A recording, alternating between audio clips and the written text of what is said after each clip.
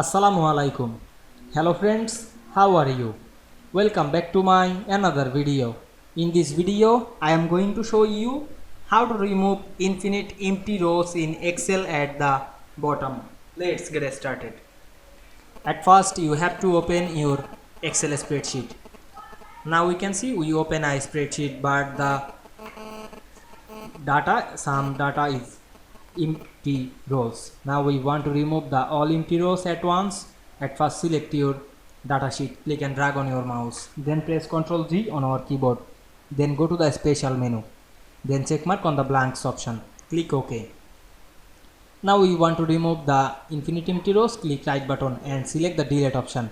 Now I am select the entire row option, click OK. Now we can see we remove infinite empty rows in Excel easily. I hope you enjoyed my video. Please like, comment, share and subscribe my channel. Thanks for watching.